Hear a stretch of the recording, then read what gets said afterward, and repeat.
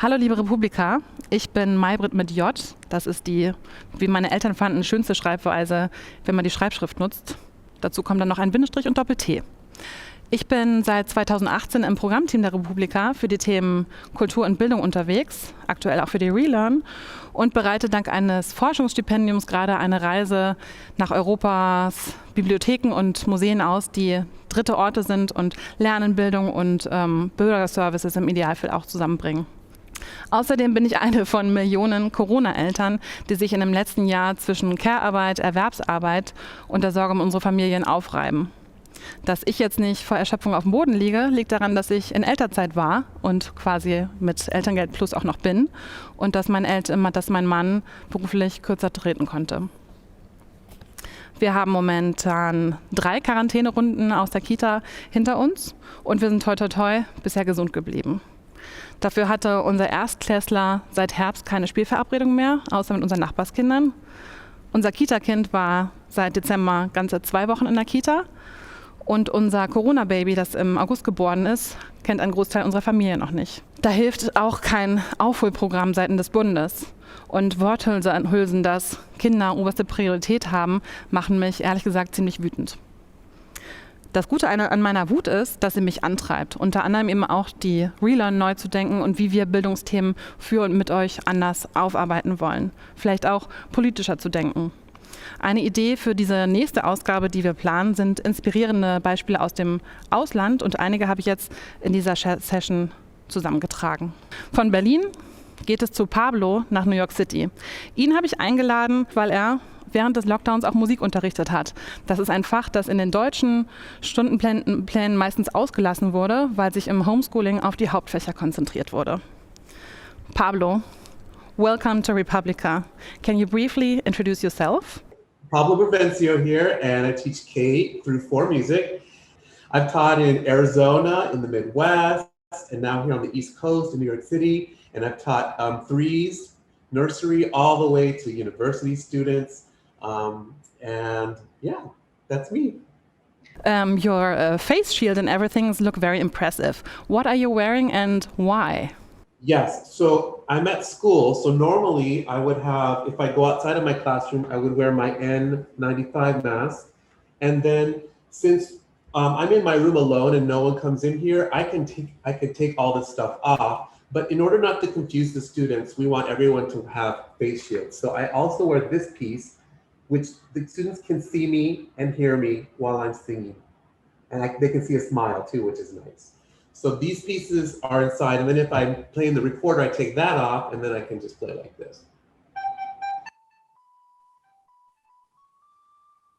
So that's why I'm wearing this getup right now. This is school-issued gear, all of this stuff. And we get a new bunch every month. So where in New York is your school located? And can you tell us a bit more about the student community that you're serving? It's actually, we're here in Harlem.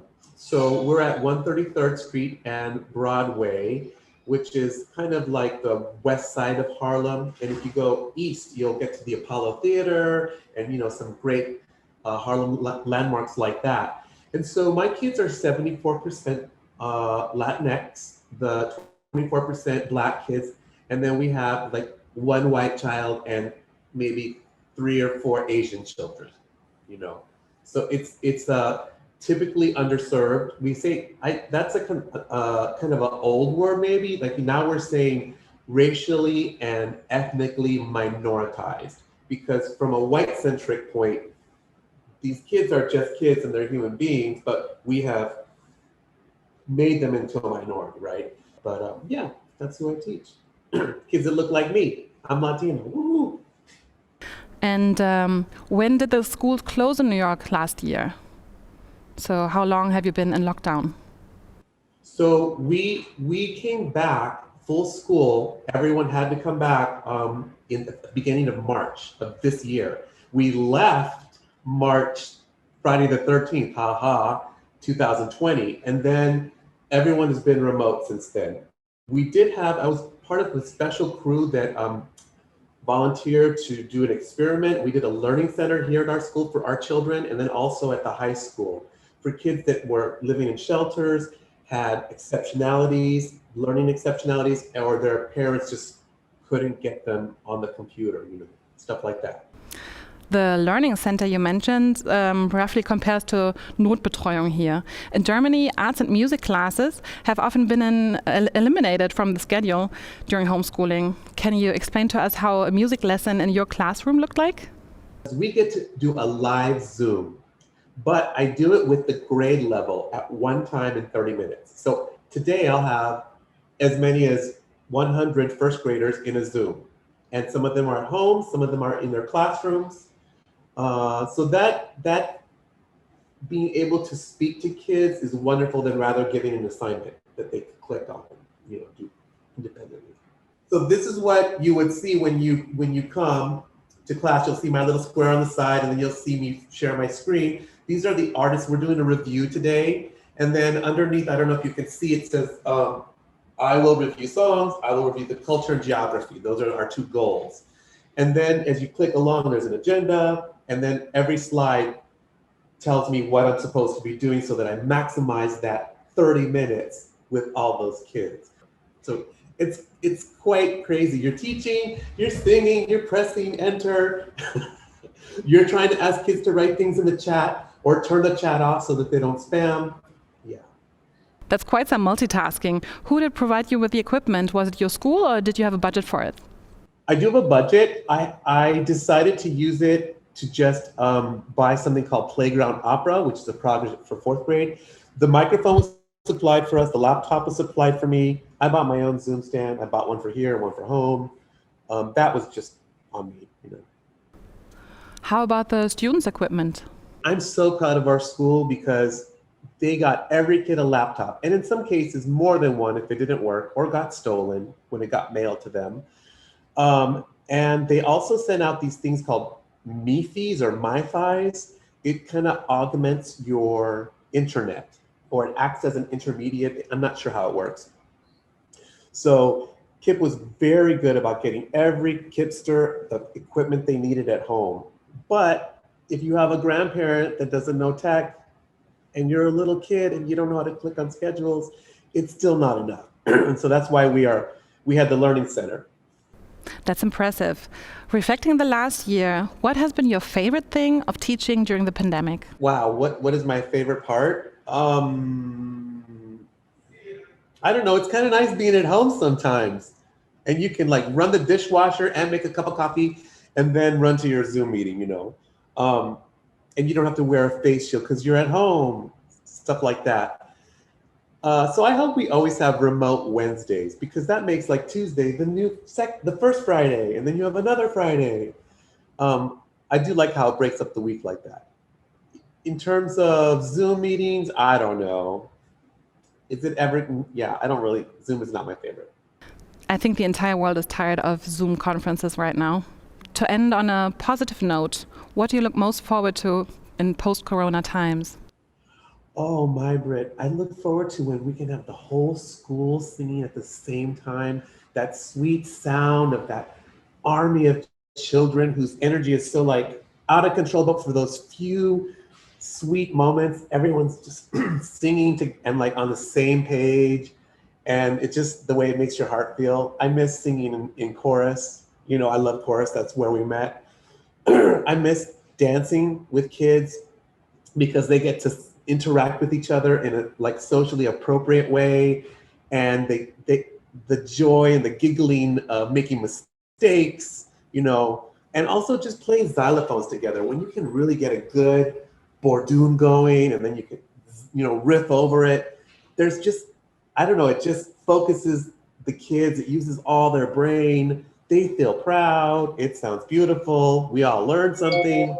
Yeah. I really miss the in-person playing instruments part, as a team, as a group. Thank you so much, Pablo. RESPECT to Harlem, and thanks again for being here. Wer möchte jetzt nicht mal im Mäuschen spielen, wenn Pablo 98 Drittklässlerinnen gleichzeitig in Zoom unterrichtet? Als zweites spreche ich mit Salome Addo. Sie kommt aus Ghana, sie forscht seit November an der Leuphana-Universität in Lüneburg zum Thema Data Literacy und sie engagiert sich nebenbei in mehreren Bildungsinitiativen.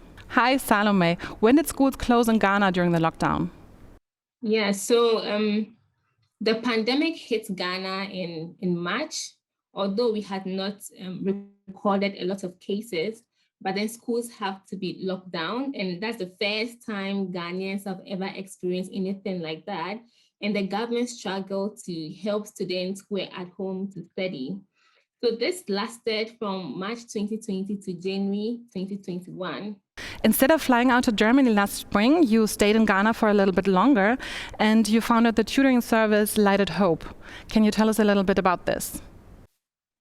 Yeah, so the people in my community know my level of education, that I have a master's degree.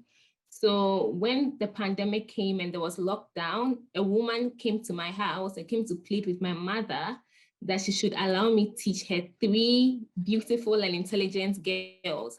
So I started teaching these kids in the woman's house, and then a lot of children wanted to join the class because they were so interested. So we moved from the woman's house to my house because I had a really big compound. So with 3 students, I was able to get 40 children from my community. So I ran shifts with them. So I ran the first 2 hours with the first batch, the second 2 hours with the next batch, And in a day, I could run like 4 classes, although it was tiring, but I really loved what I was doing because actually I was impacting the lives of these children. So I had some children who were about 10 years of age and they couldn't read very well. So I decided to start with phonetics with them. And within a space of 3 to 4 months, these children were able to at least join 4-letter words or join sounds, and it's really amazing. Yeah. What material did you work with? Did the schools provide you with anything? Yeah, so the situation at hand was that most students had their books in school and the school was locked and parents couldn't afford buying, another copy of the book they have already in school. So we had problems with material, study material. So I quite remember I had some books that I had used when I was in primary school. So I had to go through my things and pull out those books. And some students also had to, their parents had money, so they had to buy some books, but those who couldn't afford, we tried to at least write on the board and they write on their exercise book. It wasn't so much easy, although I had some assistance from the volunteers. They didn't come empty-handed. They came with some learning materials, but it wasn't so much enough.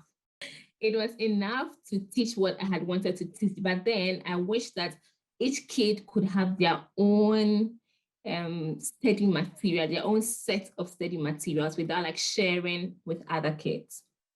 Can you describe the neighborhood that you grew up in a little bit more for us? And also how you found your academic path leading out of it? Yeah. So yeah, I was born in Ashaiman, and it is noted for notorious crimes and a lot of social vices. The women in Ashaiman, the girls get into teenage pregnancy, and the boys also are into drug abuse and crime. So nobody likes my town, but I was born there due to the circumstances that my parents found themselves in. And although I was gifted, I was intelligent in school, but due to our financial limitations, I wasn't able to go to the best of schools. But then I had teachers who, whenever they walk to the classroom, they see that I am different from the other kids. So they try to encourage me that whatever that is in me it's a good thing. So I should hold on to it and continue my education amidst the difficulties I had always faced. So in senior high school, I had a scholarship from a cocoa processing company. And then in the university, I also had scholarships and I had assistance from my professors who helped me to finish my education. And with my master's degree, I had a scholarship from the African Institute for Mathematical Sciences, which gave me the opportunity to do a one-year MSc in mathematical science. That's quite impressive. Why do you consider data literacy as so important? Yeah, so I definitely believe that the world is really changing. Technology is advancing. And having data competence is very, very important to make one prosperous in the present time and also in the near future. So if an individual has no data literacy competence, it's like you not being able to read or write maybe 10 years ago or 20 years ago. You find yourself in poverty. And so I deem data literacy as a must-have knowledge. It's a knowledge that everybody has to have, regardless of race, gender, or ethnic background. Another of your education projects involves an artificial intelligence for language processing. Can you tell us a little bit more about this? Yeah, thank you so much. So I am the team lead for the data team in the Ghana Natural Language Processing Organization. So we are an organization of data scientists, linguists, researchers, and our aim is to build NLP techniques to better improve the lives of Ghanaians and also Africans at large. So what we do is to collect data. It could be text data or audio data, and then use natural language processing technologies to enhance translation from English to our local language, which is Chi, Ewe, or Ga, and from our local language to English. The reason being that we would like to facilitate communication between our world and the world outside us. Last but not least, if you could change one thing in Ghana's school system, what would it be? Okay, so I have a lot of things that in mind that I wish I had the power to change in our educational system, but the most important thing is the element of motivation, how to motivate children to study, because it's something that we are really lacking. And this may be as a result of the language that we use in teaching the children.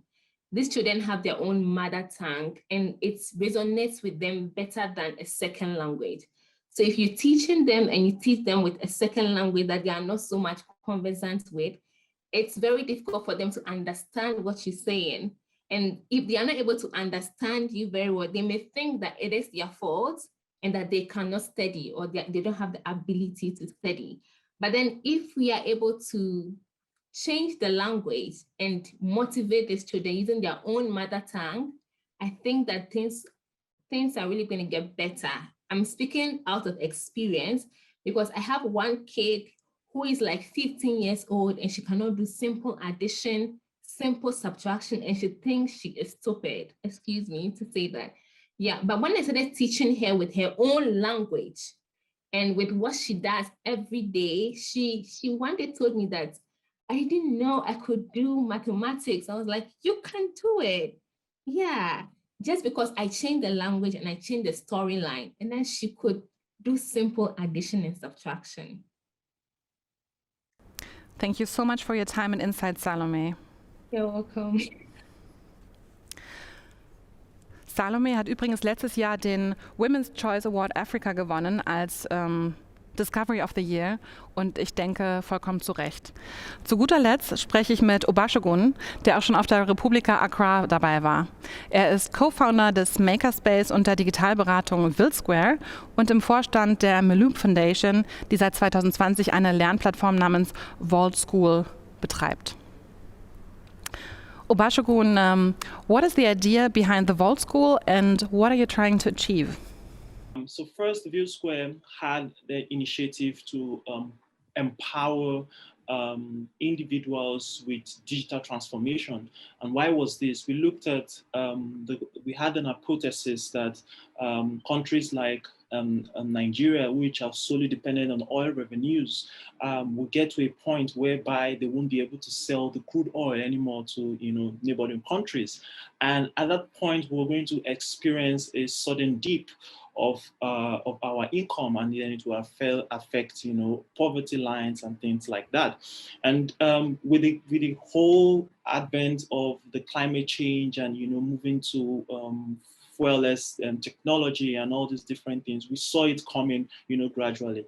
So in 2018, we set out to come up with the big hypothesis that is it possible for us to set up initiatives that would focus on empowering people, businesses, institutions, the educational sector, to be able to understand how the digital economy works. And then we can move everyone from the analog brick and mortar processes to the digital transformation, process. So, and that just evolved gradually. At the start of COVID-19, it was just the best time for us to also transform the educational system. So we said to ourselves, can we pilot a lightweight learning platform, online learning platform that people could sit at home and be able to take classes, not have challenges of bandwidth, not have challenges of power supply, and all these different things that used to increase the entry barrier for most of all these learning platforms. In which countries did you roll out and why? From there, we launched it first in 5 countries. It was a very bold step. We launched it in Ghana, Sierra Leone. We launched it in the Gambia, in Liberia, and Nigeria.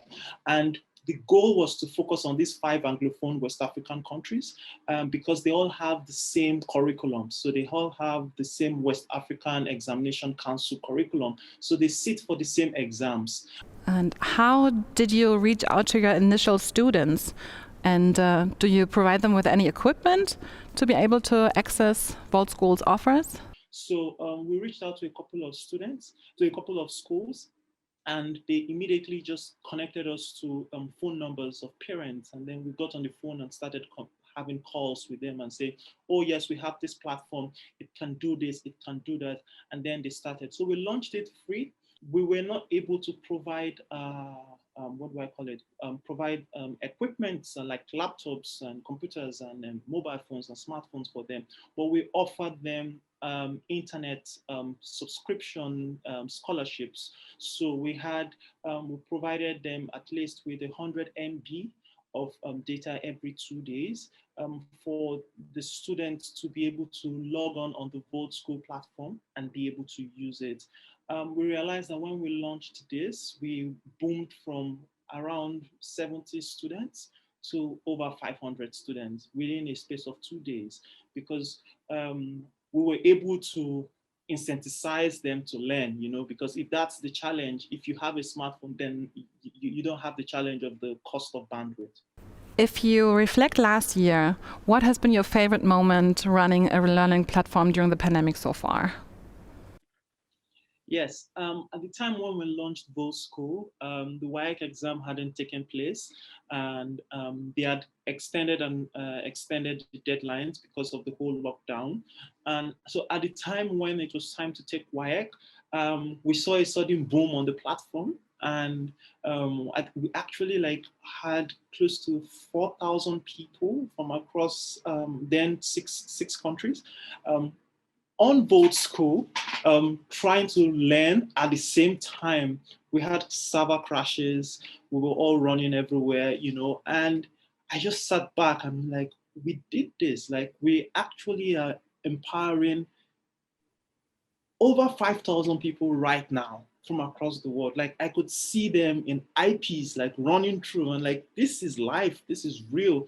And it's just one of the most inspiring moments for us in our lifetime. We never thought at some point we could sit down in one small corner of Nigeria and build a platform that will be used by over 10,000 people across 9 countries. And last but not least, what challenge are you planning to tackle next? Yes, so one of the key things which we've realized is that education in Africa seems expensive. A lot of people can't have access to education. And one of the key things we're trying to solve is to see how we can make education cheap, both from the lab perspective, that's research that goes on in the lab, to theory that goes on in the classroom. And there are very, very creative ways of achieving this. We should embrace technology from hardware perspective, technology from software perspective. We should also embrace community engagement and stakeholder engagement. We should bring in the traditional leaders, the kings, the chiefs, the religious leaders. We should bring all these different people in to understand what we're trying to build and actually try to build it, but not just building it by, concepts on paper, right? But by building technology that can actually solve the problem. I'll give an example. I have here something that we haven't released yet. It's called the Vote School Offline. It's a small device and it has all the Vote School content on it. And now what this means, like it fits in my palm, what this means for the future of online learning and school learning is that if you have this in your home, it's a Wi-Fi dongle and you can connect to it 30 devices, either smartphones or computers or tablets to it. And you would see the same Vote School online platform you see online. And you can log into it and take all your exams and take all the materials, watch all the videos. And when you're done, if you find an internet, you just plug it into the internet and it syncs to your account online. And what we've seen with this, we've started piloting this in December last year. But what we've seen in this is that, communities that don't have access to internet, communities that don't have access to stable power supply can easily have this, plug it into like some solar panel, and, get maybe 2 or 3 phones and put them, by the corner, and kids can sit down and take in turns to learn on this platform. It immediately democratizes education, right? It makes it so cheap that people can have access to it. We also have something going on in Liberia where we're piloting with this, where they take this and plug it into a radio station, right? They plug this into the radio station and immediately they're able to transmit digital content, which we've prepared on the Vote School Offline, to millions and millions of people across that region. Education is not rocket science providing, cheap education is not rocket science. It's actually simple. Technology has reduced the entry barrier for us, so we should use it. We should adopt it. We should engage with local communities to understand how best to integrate these technologies into those communities, and then it will be easy for us to scale. Thank you again for your time and insight. I hope to see many of you at Republica Berlin in person sometime in the near future. Ich hoffe, diese Beispiele haben euch auch Lust gemacht, trotz Pandemie und Zoom-Ermüdung Bildungsformate weiterzudenken, seien sie nun analog, digital oder hybrid. Und sehr gerne können wir das auch gemeinsam auf der Relearn machen. Euch und uns allen wünsche ich gute Nerven für die letzten Wochen in diesem Schuljahr und dann neuen Schwung nach den Sommerferien für das neue Schuljahr und hoffentlich auch für die Bildungspolitik einer neuen Bundesregierung. Bleibt gesund und bleibt neugierig.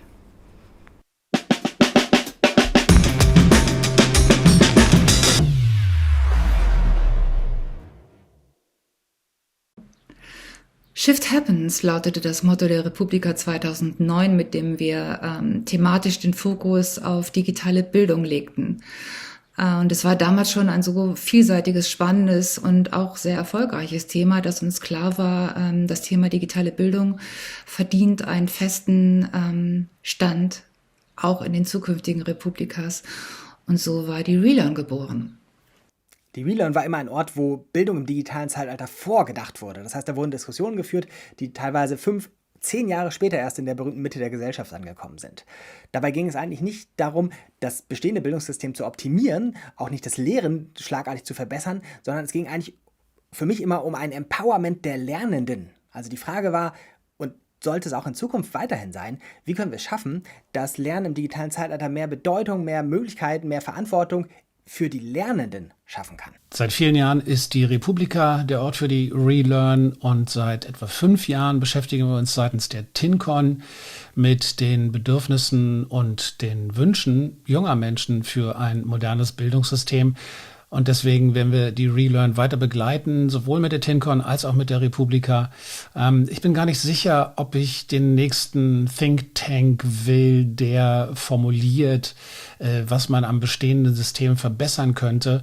Ich glaube, eigentlich braucht es ein komplett neues System, das alte abreißen und was Neues aufbauen. Dass das realpolitisch vielleicht nicht möglich ist mir bewusst, aber Forderungen aufstellen und dann vielleicht einen Teil davon kriegen, wäre schon mal ein erster Schritt. Einige Gedanken hatten wir mit euch schon im Februar beim Wir sehen uns Bildung diskutiert. Internationale Beispiele, deutsche Best Practices, Inspiration, Vernetzung, Empowerment. Dass das auf der Relearn stattfinden soll, ist klar. Aber wollen wir auch die Systemfrage stellen? Wollen wir einen Battle der Ideen zwischen BildungspolitikerInnen und Relearn/Republika/Netz-Community? Schreiben wir eine Relearn-Agenda oder zusammen ein Whitebook? Was ist euch wichtig? Lasst uns darüber jetzt sehr gerne sprechen in einem virtuellen Meetup an einem runden Tisch hier in Skooks. Bis gleich.